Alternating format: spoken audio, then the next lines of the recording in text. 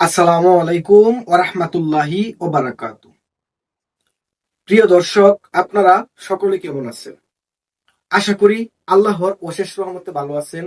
সুপ্রিয় দর্শক, আজকের ভিডিওটি যাদের মলদ্বার দিয়ে রক্ত যায়, অর্থাৎ যাদের পাইলসের সমস্যা আছে, ফিস্টুলা, পাইলস বা বগন্দর, যাদের মলদ্বার দিয়ে রক্ত যায়, বাথরুম করলে ব্যথা করে এবং রক্ত যায়, টাটকা রক্ত যায় বা বাথরুম করলে ব্যথা করে, অর্থাৎ মলদ্বারের যে কোনো সমস্যার সমাধান দিতে পারে আজকের যে ঔষধি গাছটি আপনাদেরকে চিনিয়ে দিব, সেটি সঠিকভাবে সেবন করলে।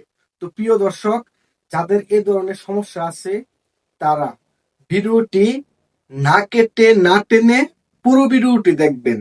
যদি পুরো ভিডিওটি না দেখেন তাহলে আপনারা সঠিকভাবে বুঝবেন না, এবং না বুঝলে সঠিকভাবে ভেষজ ওষুধটি সেবন করতে পারবেন না। আর সেবন যদি না করতে পারেন তাহলে এই রোগের সমস্যার সমাধান পাবেন না। তো ধৈর্য ধরে ভিডিওটি দেখবেন। সুপ্রিয় দর্শক, যাদের পাইলসের সমস্যা আছে, অর্থাৎ মলদ্বার দিয়ে রক্ত যায়, ব্যথা করে, রক্ত যায়, এই সমস্যা নিয়ে বিভিন্ন জায়গা হইতে ওষুধ খাচ্ছেন কিন্তু কোনো কাজ হচ্ছে না, এই সমস্যা যাদের আছে তারা কি করবেন? কিছু লজ্জাপতি গাছ সংগ্রহ করবেন। প্রিয় দর্শক, লজ্জাপতি গাছ সকলেরই পরিচিত। এটি গ্রাম বাংলার একটি ঐতিহাসিক ভেষজ উদ্ভিদ, যা বাংলাদেশের আনাচে কানাচে, মাঠে ঘাটে পাওয়া যায়। এমনকি বাসা বাড়ির আঙিনায়ও এই লজ্জাপতি গাছ পাওয়া যায়। এই গাছের পাতায় মানুষের স্পর্শ করলে পাতাগুলো আস্তে আস্তে গুটিয়ে যায়। পাতা দেখতে অনেকটাই পাখির পালকের মতন। প্রিয় দর্শক, আশা করি চিনতে পেরেছেন। আর এটি কম বেশ সকলেরই পরিচিত একটি গাছ। এই লজ্জাপতি গাছের কিছু পাতা সংগ্রহ করবেন, করে ভালো করে ধুয়ে নেবেন। ধুয়ে নেওয়ার পর হালকা বেটে আপনারা এই পানির সাথে একটা পাতিলে দিয়ে আগুনে ঝাল করবেন। ঝাল করার পর যখন ফেটে যাবে, অর্থাৎ মোটামুটি জাল হয়ে যাবে, ভালো করে এটি তুলে নেবেন। তুলে নিয়ে ভালো করে ধুয়ে নেবেন। ধুয়ে নেওয়ার পর সাথে হালকা পরিমাণের মধু মিশিয়ে 2-4 দিন আপনারা কি সেবন করবেন। খালি পেটে 2 দিন বা 3 দিন সেবন করবেন।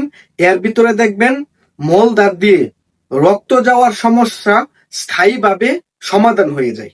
প্রিয় দর্শক, মলদ্বার দিয়ে কেন রক্ত যায়? যদি মলদ্বার ফেটে যায়, অর্থাৎ ফিশারের সমস্যা বা ফিস্টুলার সমস্যা, তাছাড়াও দেখা যায় ক্ষত হলেও মলদ্বার দিয়ে রক্ত যায়, বা পাইলসের সমস্যা যেমন অর্শরোগ হয়, গ্যাজের মতন হয়, ওই সমস্যার কারণেও কি মলদ্বার দিয়ে রক্ত যায়। তো যাদের মলদ্বার দিয়ে রক্ত যায়, ব্যথা করে, তারা এই লজ্জাপতি গাছের পাতা সংগ্রহ করে গরম পানির সাথে জাল করে এটি 2-4 দিন সেবন করতে পারেন। ইনশাল্লাহ আপনাদের এই সমস্যা, অর্থাৎ মলদ্বার দিয়ে রক্ত যাওয়ার সমস্যা আর থাকবে না। প্রিয় দর্শক, তো আপনাদের একটি মূল্যবান গাছ চিনিয়ে দিলাম। যাদের এই পাইলসের সমস্যা আছে বা পাড়া পড়শি যাদের এই সমস্যা হয়, মলদ্বার দিয়ে রক্ত যাওয়ার সমস্যা, ব্যথা করে, এই সমস্যা হলে তাদেরকে বলে দিবেন এই লজ্জাপতি গাছ এভাবে সেবন করার জন্য। সেবন করলে কি হবে? এই মলদ্বার দিয়ে রক্ত যাওয়ার সমস্যা বা এই সমস্যা থেকে সম্পূর্ণরূপে মুক্তি পাবে।